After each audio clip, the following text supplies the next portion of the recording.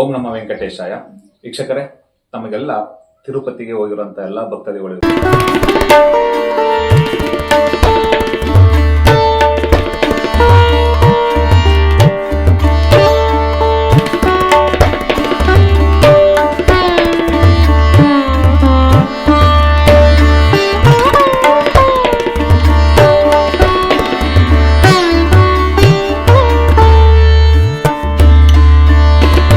ಕೆಲವು ವಿಷಯಗಳನ್ನ ಹೇಳಕ್ಕೆ ನಾನು ಈ ವಿಡಿಯೋದ ಮೂಲಕ ಇಷ್ಟಪಡ್ತೀನಿ. ಎಲ್ಲರಿಗೂ ಗೊತ್ತಿರುತ್ತೆ ಅಂತನೂ ಇಲ್ಲ, ಅಥವಾ ಗೊತ್ತಿರಬಹುದು ಅಂತ ಅನ್ಕೊಂಡಿರ್ತೀನಿ. ಕೆಲವು ಎಲ್ಲ ಸೋಷಿಯಲ್ ಮೀಡಿಯಾದಲ್ಲಿ ಕೆಲವು ಕಡೆ ಇನ್ನೆಲ್ಲೋ ಕೇಳಿದ ಒಂದು ನೆನಪುಗಳು, ಇನ್ನೆಲ್ಲೋ ಕಡೆ ಹೇಳಿದಂಥ ಮಾಹಿತಿಗಳು, ಇದನ್ನ ನಾನು ಆಧಾರಿತವಾಗಿ ಇಟ್ಟುಕೊಂಡು ಈ ವಿಡಿಯೋದ ಮೂಲಕ ತಿರುಪತಿ ತಿರುಮಲ ಶ್ರೀ ವೆಂಕಟೇಶ್ವರನ ಒಂದು ರಹಸ್ಯಗಳನ್ನ ನಾನು ನಿಮಗೆ ತಿಳಿಸ್ಕೊಡ್ತಾ ಇದ್ದೀನಿ.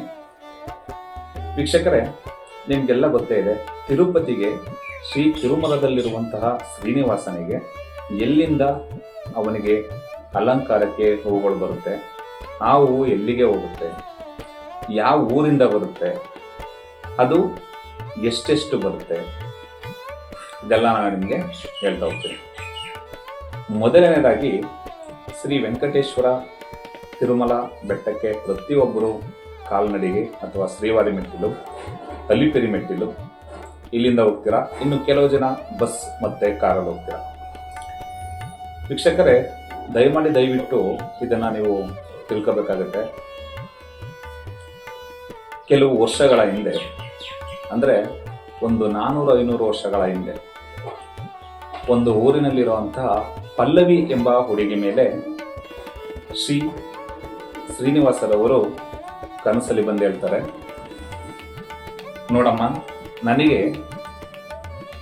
ಗಂಧ ಹಚ್ಚೋದನ್ನ ಗದ್ದಕ್ಕೆ ಮರ್ತಿದ್ದಾರೆ, ನೀನು ಹೋಗಿ ಗಂಧವನ್ನ ಹಚ್ಚಬೇಕು ಅಂತ ಶ್ರೀ ತಿರುಮಲ ವೆಂಕಟರಮಣ ಅವರು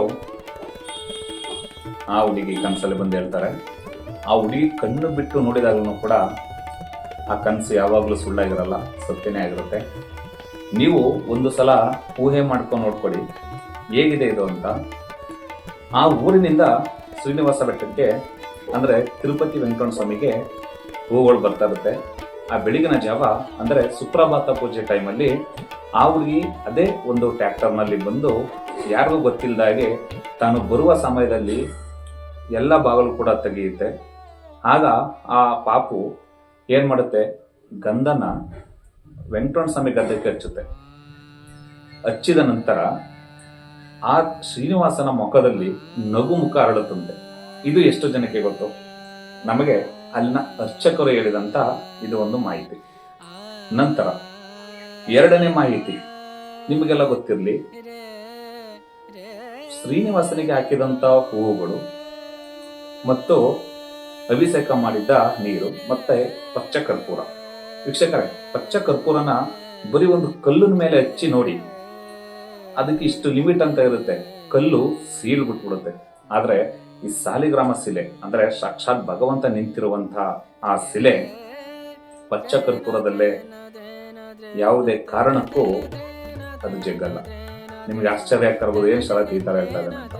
ಹೌದು, ಸಾಕ್ಷಾತ್ ಭಗವಂತ ಇರೋದ್ರಿಂದ ಅಲ್ಲಿ ಏನೂ ಕೂಡ ಆ ತರ ನಡೆಯಲ್ಲ.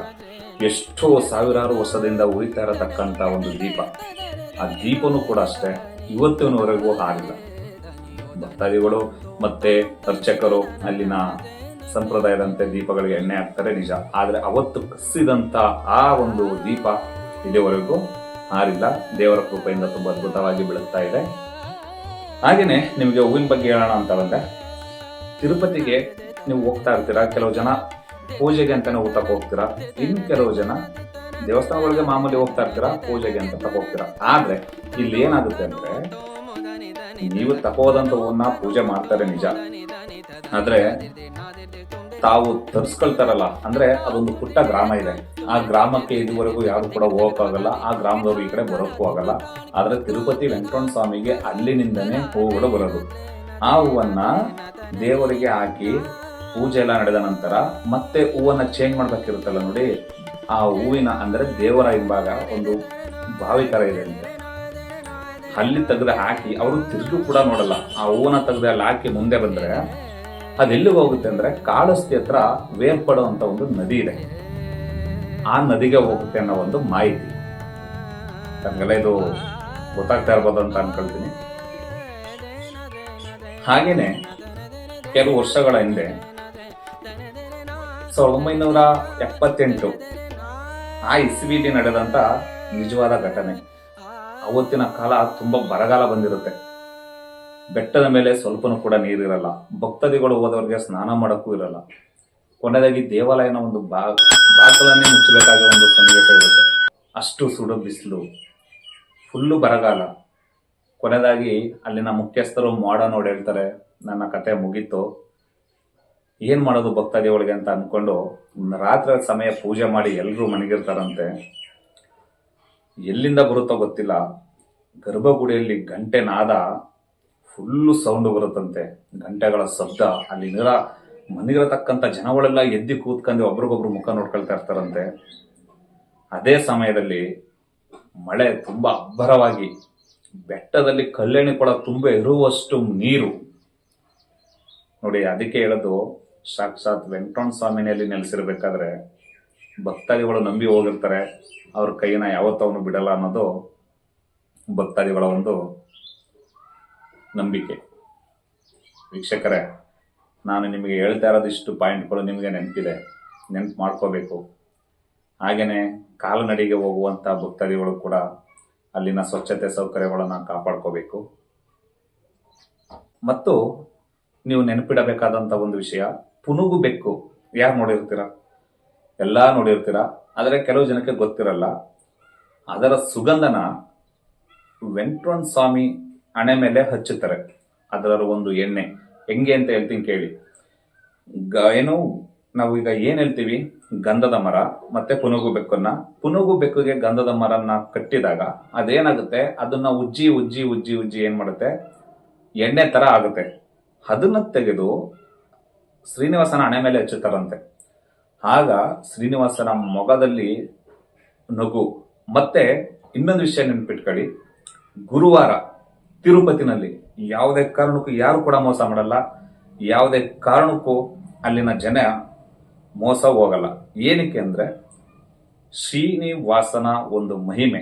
ಅವತ್ತಿನ ದಿನ ವೆಂಕಟರಮಣ ಸ್ವಾಮಿಗೆ ನಾಮನ ಹಾಕ್ತಾರೆ. ನೀವು ಪ್ರತಿನಿತ್ಯ ಹಾಕಿರೋ ನಾಮನೇ ಬೇರೆ, ಅವತ್ತು ಹಾಕುವಂತ ನಾಮನೇ ಬೇರೆ.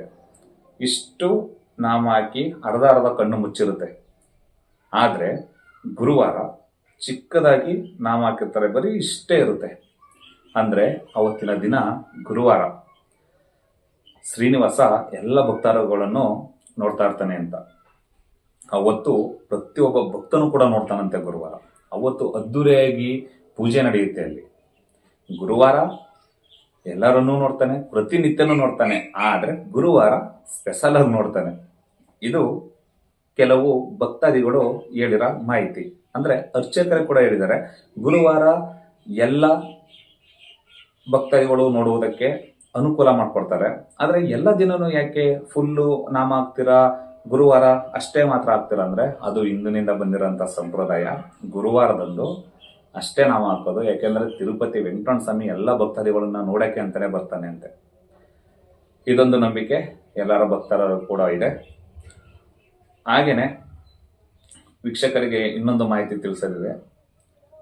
ತಿರುಪತಿ ಲಡ್ಡು ಹಿಂದೆ ಇಷ್ಟು ದಪ್ಪ ಬರ್ತಿತ್ತು, ಆದ್ರೆ ಇವಾಗ ಇಷ್ಟೇ ಚಿಕ್ಕದಾಗಿದೆ. ಆದ್ರೆ ಇಂದಿನ ಬರ ಟೇಸ್ಟೇ ಬೇರೆ ಇತ್ತು, ಇವತ್ತಿನ ಟೇಸ್ಟೇ ಬೇರೆ ಇದೆ. ವೀಕ್ಷಕರೇ, ನೀವು ಗಮನಿಸ್ಬೋದು, ನಾನು ಪ್ರತಿ ವರ್ಷ ತಿರುಪತಿಗೆ ಹೋಗ್ತೀನಿ ಅಂತ ಅನ್ಕೊಂಡಿದ್ದೆ. ಆದ್ರೆ ಒಂದು ವರ್ಷದಲ್ಲಿ 3 ಬಾರಿ ಶ್ರೀವಾರಿ ಮೆಟ್ಟಿಲನ್ನೇ ಏರಿ ಶ್ರೀವಾರಿ ಮೆಟ್ಟಿಲನ್ನೇ ಇಳಿದು ಇವಾಗ 10 ವರ್ಷ ಆದ್ರೂ ಕೂಡ ತಿರುಪತಿ ಕಡೆ ಹೋಗಿಲ್ಲ. ಕಾರಣ ಅವನು ಕರ್ಸ್ಕೊಳ್ಳಿಲ್ಲ. ಆದ್ರೆ ಇದೇ ಜುಲೈ 8ನೇ ತಾರೀಕು ನಾನು ತಿರುಪತಿಗೆ ಹೋಗ್ತಾ ಇದ್ದೀನಿ.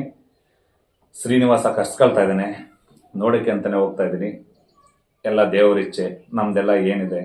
ಹಾಗಾಗಿ ನಾನು ಕೇಳೋದಿಷ್ಟೇ, ಎಲ್ಲ ಭಕ್ತಾದಿಗಳಿಗೂ ಕೂಡ ದೇವರು ಒಳ್ಳೇದು ಮಾಡಲಿ, ನಗ್ನಗ್ತಾ ಖುಷಿಯಾಗಿರಲಿ, ಚೆನ್ನಾಗಿ ಬದುಕಬೇಕು ಎಲ್ಲರೂ ಕೂಡ ಆಗಲಿ.